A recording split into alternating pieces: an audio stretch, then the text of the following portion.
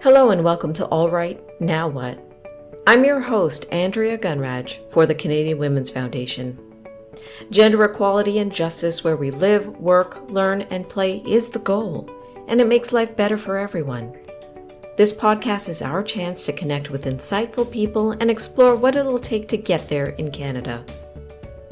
The work of the Canadian Women's Foundation and its partners takes place on traditional First Nations, Métis, and Inuit territories. We are grateful for the opportunity to meet and work on this land. However, we recognize that land acknowledgements are not enough.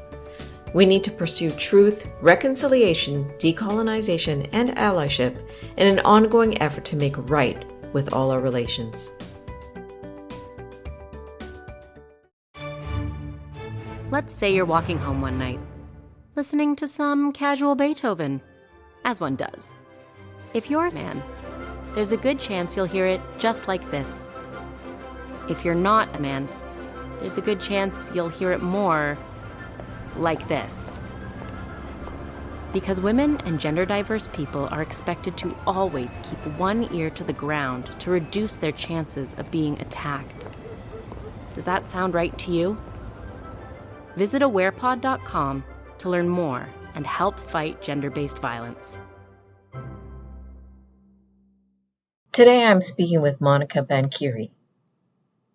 So my first question for you, I want to know, what kind of gender equality change maker are you? You did the quiz, you got analyzed. What were your results, and were you surprised at all by any of them? Yeah, it was pretty balanced overall. Like everything scored around 23% for Challenger, Creator, Collaborator. My highest was Connector, which makes total sense because I love connecting people. It's literally what I do on social is help build community, help people find, someone to connect with, whether that's a friend or maybe I played matchmaker at one point. So maybe it's love, but I love connecting people. And I'm a human design girly, and I'm a projector, and that's essentially what a connector is. So it checks out. It does check out. I love it when the quiz actually tells people the truth. Let me tell you, let me find out this from you, Monica. I find that interesting that you feel that what you do on your social media, on your platforms, is connecting. I don't necessarily hear that from people. I hear people saying, oh, I tell my point of view. Oh, I create. Tell me more about this idea of using digital for community. Yeah, I think, when I grew up, we were outside, we were playing outside. You would just knock on a neighbor's door and be like, hey, do you want to play like tennis with me or something like that? But I feel like with this day and age, it's really hard to make friends. It's really hard to make community. And sometimes all you just need is that one person. And I know when I came out, I didn't really have many queer friends. And so I went to social media. And that's actually kind of how Gay Italian Nonna got created. Is I started as Toronto dog mom. I literally made a silly video. Like, it was such a silly video, and I noticed the power of social media, that it brought people together, and people were making friends in my comments, and I was making friends through social. And I really think it has a beautiful, there's obviously social could be a double-ended sword, but I really love to look at the beauty of things, and it can really bring people together because it allows them to feel seen. It allows them to feel represented. And it really helped me with my journey, especially coming out, because I didn't have a lot of visibility. I grew up in a very Catholic, Italian upbringing. And so when I saw lesbians, I was like, oh my goodness, my world has changed. So I think it's really beautiful to kind of see the connection and visibility, the representation that social media can bring, because the media often is so one-sided, or it's very, nepotistic. I don't know if that's a word, but you get where I'm going with that. And only a certain amount of people are able to thrive and shine. And if you don't fit in that mold, you're never going to have a voice. But social media really came in changing that. And it said, we're here, we're queer, in any perspective, in mine at least. So that's the beauty of it. I mean, you just won the Feminist Creator Prize from the Canadian Women's Foundation. Congratulations. Thank you. Well deserved. Thank you. It was a moment. I cried. I'm so happy. I wonder, like, I think this is the question that I like most. All of your experiences, all your skills, all the things that you've gone through in life, the people you've met, the communities you have partaken in and been a part of. What's the core life lesson? You had to boil it down. What is the core life lesson or lessons you would bring to people listening right now that really is about the efforts to grow gender Yeah. equality in your own life from where you're sitting and where you're standing? Yeah, I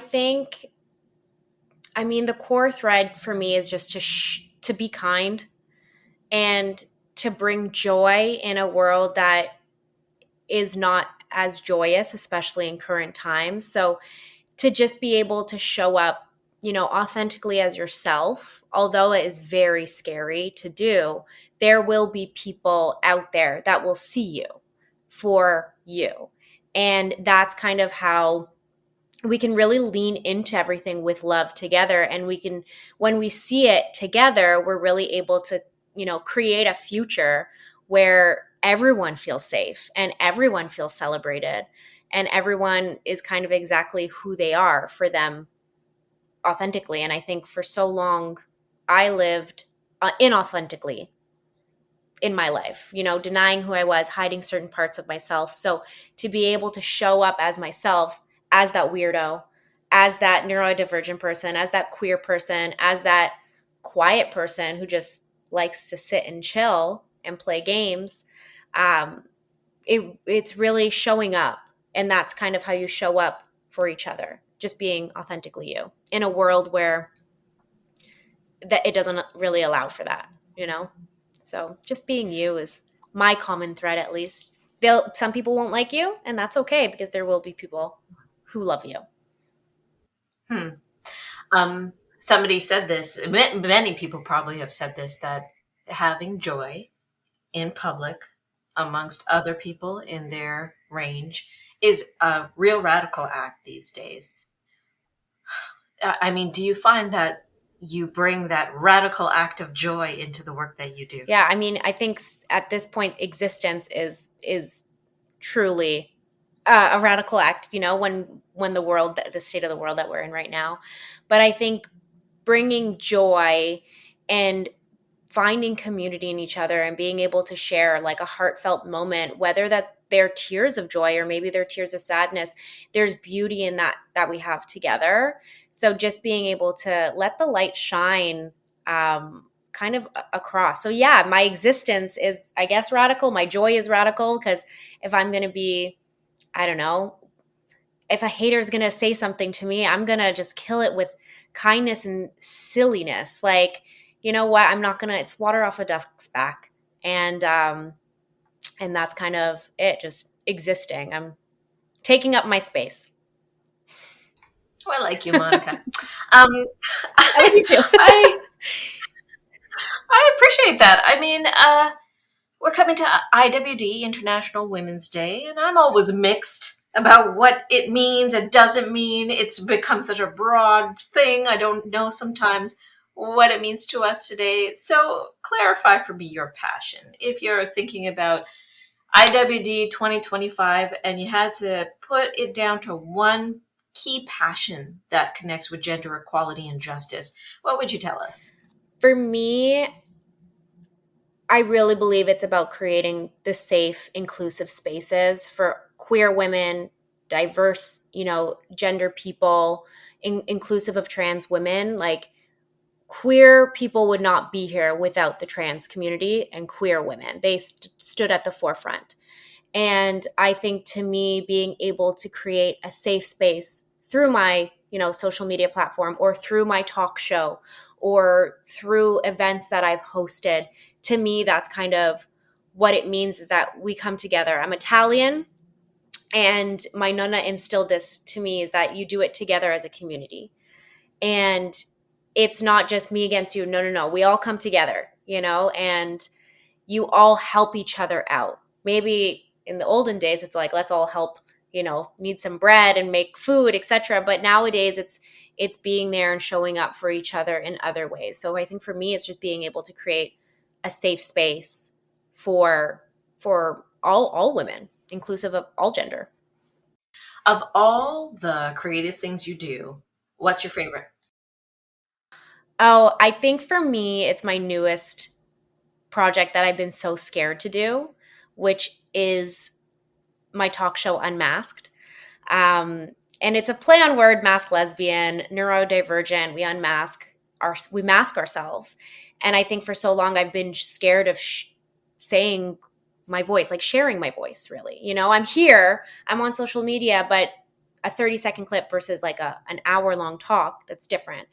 And I just love it, is my favorite thing to just sit down with someone and get to know them beyond what people see them as. So if I have someone who comes on my show who has a disability, they are more than their disability. They are more than, a queer person. They are more than this. And just being able to sit down from just a human to human piece and share and uplift and talk to them about themselves and their journey and what their passions are and their joy, it helps spark other people's passions, other people's joy. And I think it just, makes the world shine brighter. So talk show for sure, unMASCed. And we have fun. How can I find the talk show? How do I find? It is, yeah, it's a great question. It's available on YouTube. So you can search my handle at Gay Italian Nonna on YouTube. And the show is called unMASCed. I just launched episode 6 today, which is exciting. And for the month of March, for Women's International Women's Day, I'm showcasing 11 inspiring women that are doing amazing things, all walk of life. But just amazing women across the board that have started businesses or are, breast cancer thrivers, are queer advocates. There's, it's just beautiful. I think women are strong. I think we are resilient. I think we are brilliant.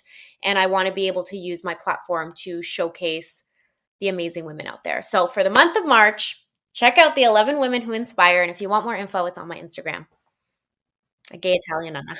Okay, the question. Thank you. The Yes. question that is hitting me right now: are you the gay Italian Nonna? Who is the gay Italian Nonna? Tell me. That's a great question. That's a good question. I like to look at myself as Hannah Montana kind of vibes. So I am Gay Italian Nonna. That is my online persona. It is inspired by my grandmother, who was such a beautiful, strong woman, who overcame a lot of resilience, and she overcame a lot. She had a lot of resilience, and she grew, she built me to who I am today. And that's myself. That's my online persona. It's really in homage to her and saying, here we are as a community.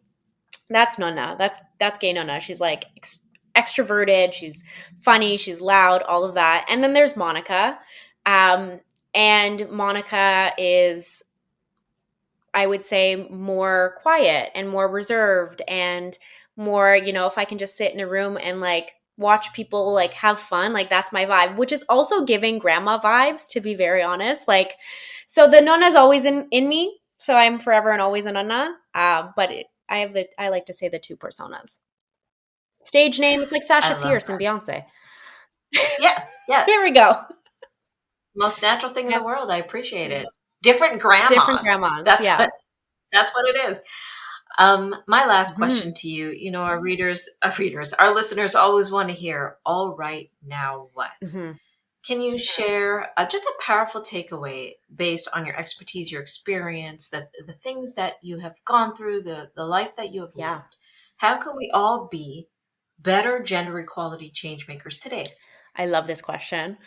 I think when I think of change, it starts with a choice, right? And it's sometimes really hard to get up and do that, especially if you're sad or you're anxious. And it starts with a choice. But if we all make these choices to really focus on building, community or holding, I like to say that wicked quote right now, the holding space for each other, we can really, create a world that is, resilient, but also inclusive to everyone, right? And I think it just starts from one thing. And I'm always going to go back to the trans community, because I think right now they're trying to be erased, and they are not going anywhere. They have been here, and they have been at the forefront of our community.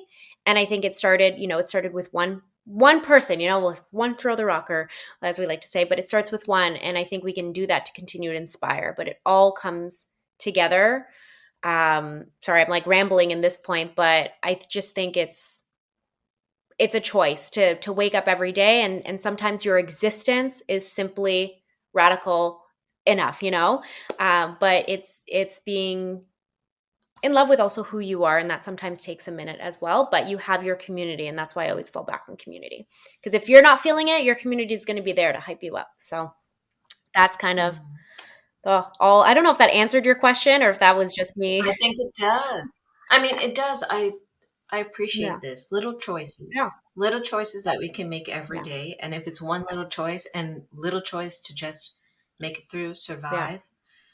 If you thrive, good for you. But it's can be tough, as you said. Yeah. So making that little choice to be. And then when you don't even feel you have that, having a community to fall back on and fall into. How beautiful. Thanks, Thank Monica. you. Yeah, and just uplift each other, So that's the key. All right. Now what? If you want to make sure no woman, girl, two-spirit, trans, or non-binary person feels out of options, out of sight, out of time, or out of mind, visit yescountmein.ca. When you count yourself in, you'll join over 104,000 people in the Canadian Women's Foundation's community. You'll get tools and opportunities to advance gender equality. This movement needs you. Visit yescountmein.ca and count yourself in today. Please listen, subscribe, rate, and review this podcast. If you appreciate this content, please consider becoming a donor to the Canadian Women's Foundation. People like you will make the goal of gender equality a reality.